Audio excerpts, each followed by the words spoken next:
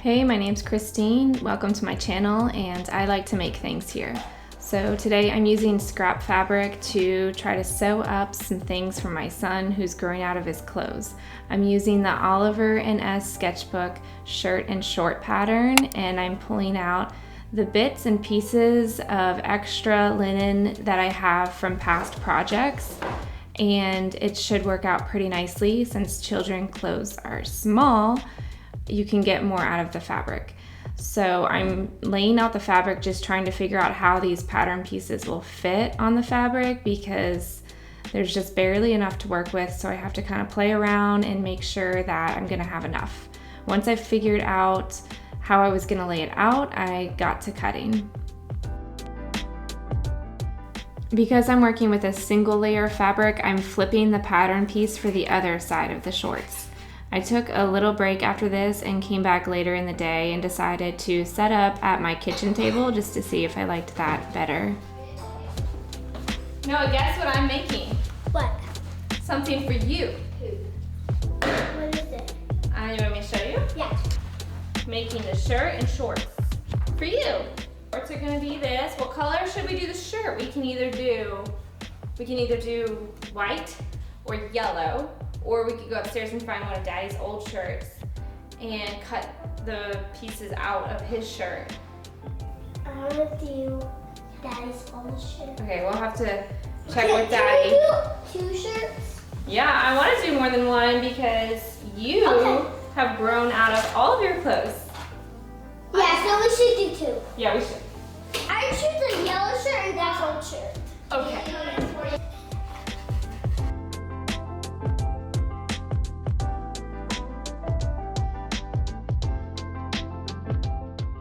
So I just finished cutting all my pieces, and this is what I have left of my fabric. It's basically just a lot of useless, skinny pieces of fabric. So I'm really satisfied because I like this fabric and I felt like I didn't want to throw it away, even though there was pretty much nothing left of it. And I was able to get one more piece of clothing out of it, so that just feels good. There you go.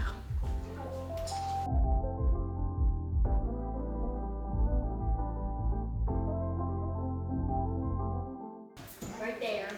You got this. Hello.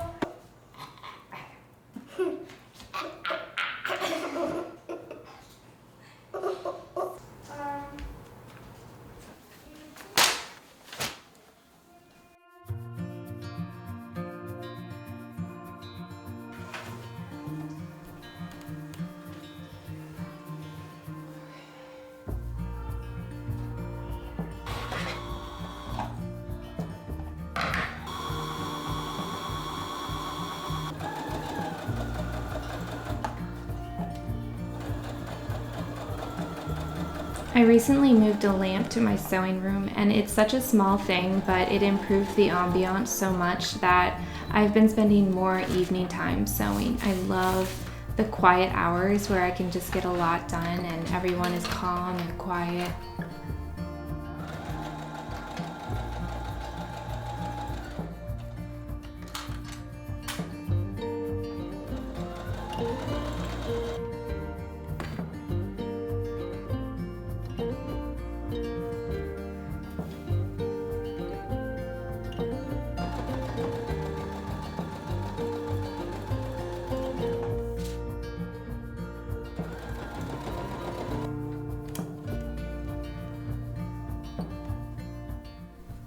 So this part of the pattern where you attach the yoke really tripped me up. The instructions were confusing, so I'm just gonna show you when you get to this point how I attached the yoke of the shirt. You just fold it like so, and then you have to reach in there and kind of pull it out and turn it inside out. And then that straight edge that you're gonna end up with is what you sew. So you can see what I'm doing in the video. But it's, I guess, kind of a tricky concept, but in the end, when you do this, you have a finished garment on both the outside and the inside. This is a brand new technique for me. I've never done it before, so maybe that's why the instructions really tripped me up. but I actually just looked up a YouTube video on how to attach a yoke on a men's shirt, and that's where I found this. So credit goes to that person. I will link that video if I could find it.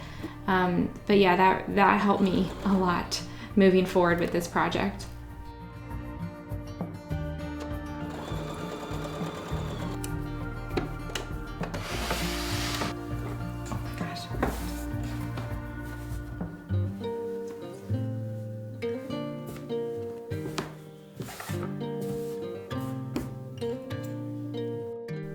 I had some comments about my sewing table being too high, and so I was feeling kind of uncomfortable. I decided to give it a shot and bring my table down a little bit.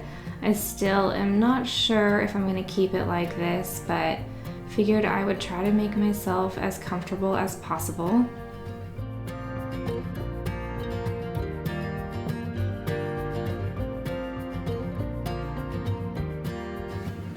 Alright, so it's been a minute. I've almost finished the shirt. This is where we're at. So cute. So all I have to do now is add the buttonholes and buttons, which I haven't done in a long time. So I'm kind of having to read the manual, refresh my memory on how to do that. And then I really need to make some shorts for my son. So I have all the fabric cut for that.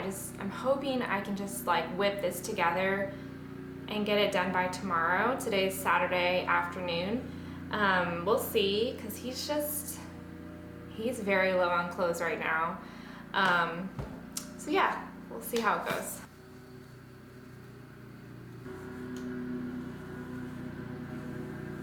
Alright, so I need 1, 2, 3, 4, 5 buttons, and I'm wrapping buttons off of this shirt. Let's see here. So I'm just gonna take these buttons off.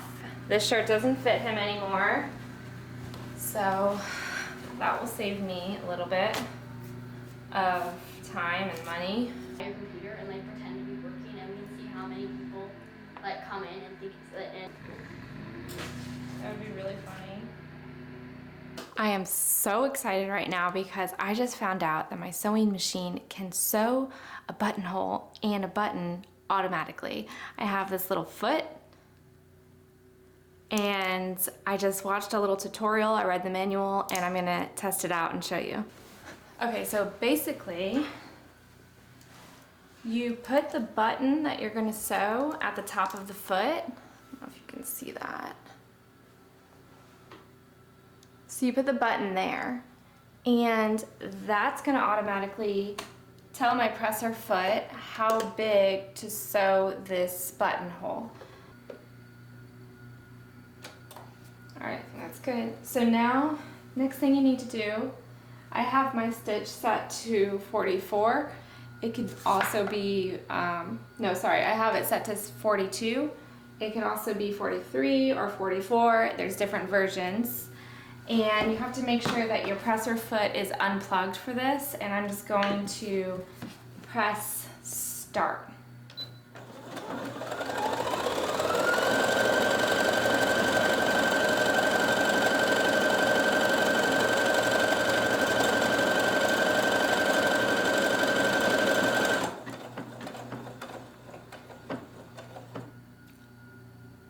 Isn't that amazing?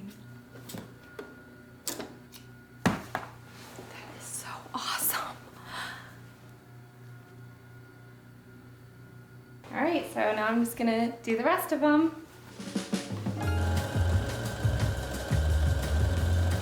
There's a buttonhole foot. I think this is it, yeah. Okay, here's your presser foot. It's like a little pocket. Put your button in the pocket. There's a little flange, I think you call it, on top of the button. That's what gives your button a little bit of give, which helps you when you're actually buttoning the shirt.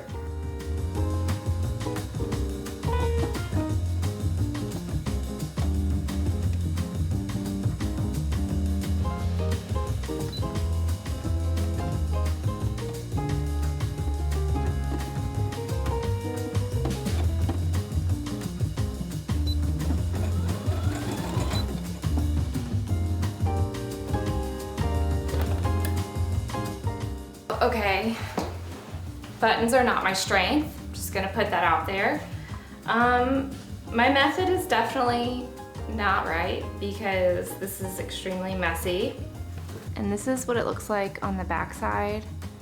I also realized that the buttonhole foot is for, like, it does the two holes, but these buttons have 4 holes. So my problem was just trying to figure out how to get it through all the holes. So I was trying to manipulate it, and I think that's why it became so messy. But also, I don't know how to finish it. Like, I can't get these top threads to go through the hole to tie a knot to finish it neatly. So instead I have these little threads poking out the top, and that might come undone because it's not actually tied. But I'm just gonna keep going. I mean, by the time he grows out of this shirt, maybe the buttons will be falling off at that point, but he will have gotten what he needed out of the shirt at that point. I feel like I need a break, but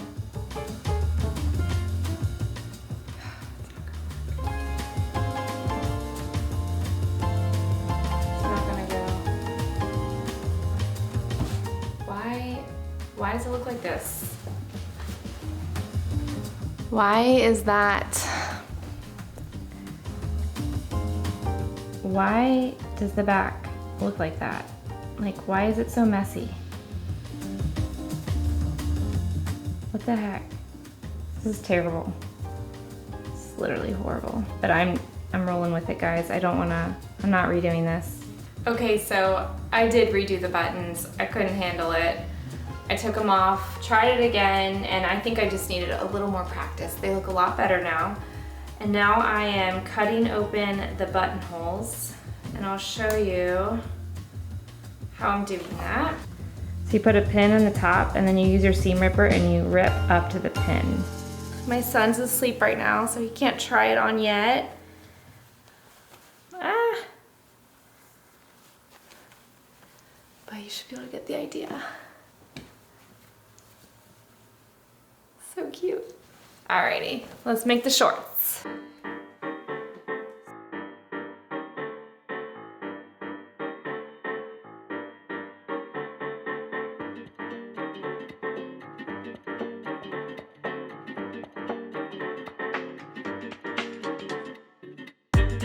I only just began this and it's going really well. I already have the first leg finished, like the first leg hole. I'll show you kind of what it looks like. I love Oliver S patterns for their precision. It's always gonna be very like methodical and tailored. So like the top stitching and the pleats and just like the detail, you follow the directions and it just comes together so nicely. Anyways, so I finished this leg. I'm gonna go ahead and do the next one and I'll show you how that looks.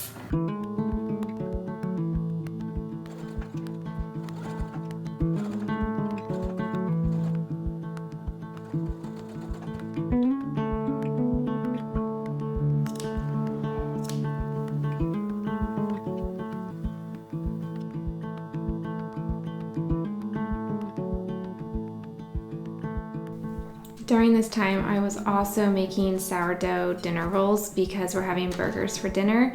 So I'm going back and forth between sewing and cooking.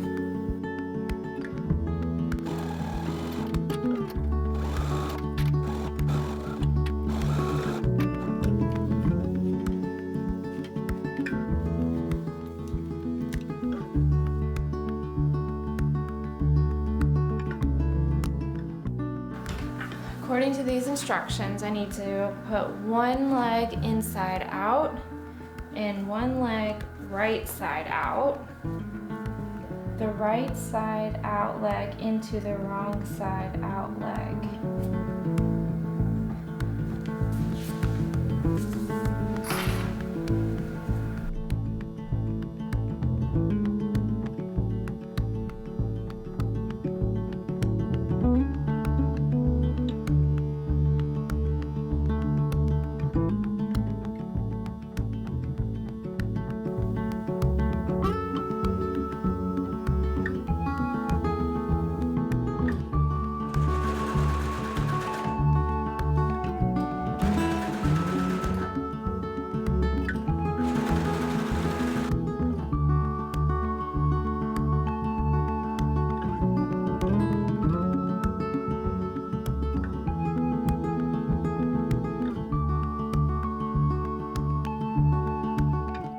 At this point, I was beginning to feel like a contestant of Project Runway because I was feeling the race of the clock. Dinner was approaching, my family was hungry, I was starving, I felt like I had low blood sugar here, and I was losing my patience with the process. So I got as much as I could possibly get done in a short amount of time, and then I eventually took a dinner break.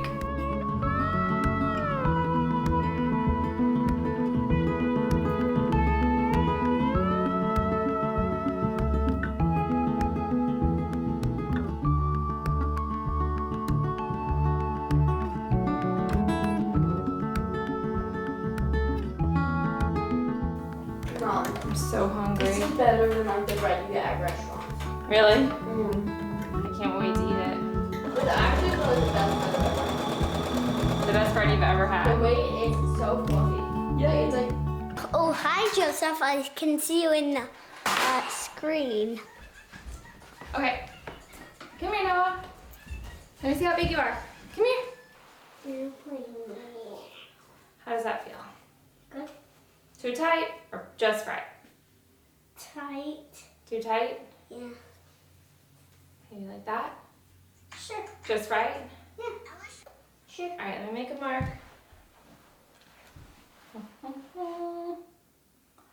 I see. Pink, pink, pink. Noah, she's riding on your little belly. Okay. Okay. Okay. All right, you can go play. Shoo. Come on, let's go down.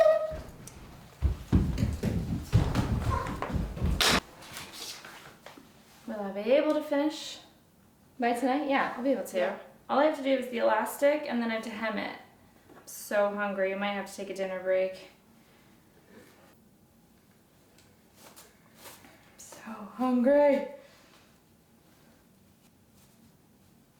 All right, dinner break. Let's go. It's the magic burger fixer. Are there more actual burgers? No, it's a pack of 6. Okay.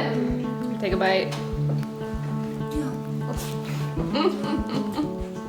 It goes on my eyes like pickles shape. No. That's so good. Cute. Is it good?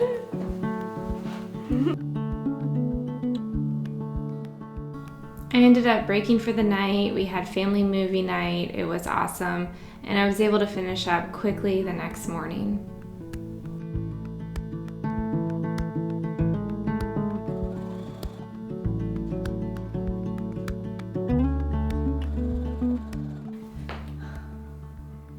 I sewed them on.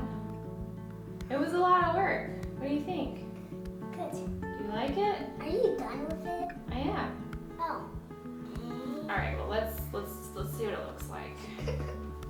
Okay, let me go to the camera. Okay, hold on, let me see. I think I need to put another button right here. Don't you think?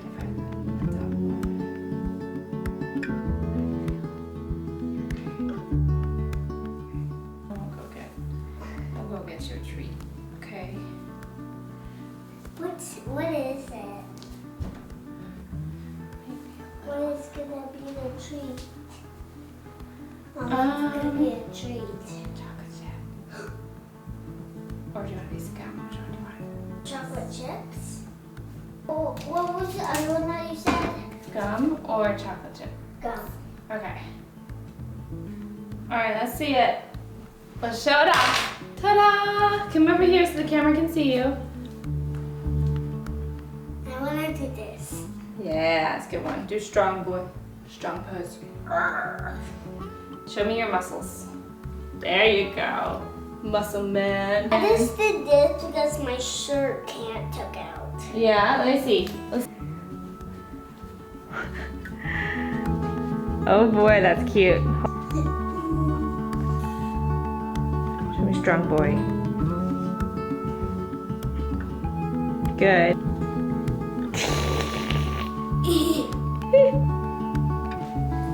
Can I go now? You can.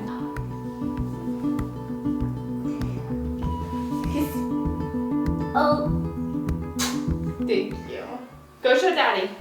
I pulled out some other projects that I made many years ago when my daughters were little, just to show you some other amazing patterns that you could check out. When I first got into sewing, I had a lot of fun making little things for my kids and mixing patterns and fabrics. This is the Geranium Dress, I believe made by Ray patterns. These are all Oliver S patterns.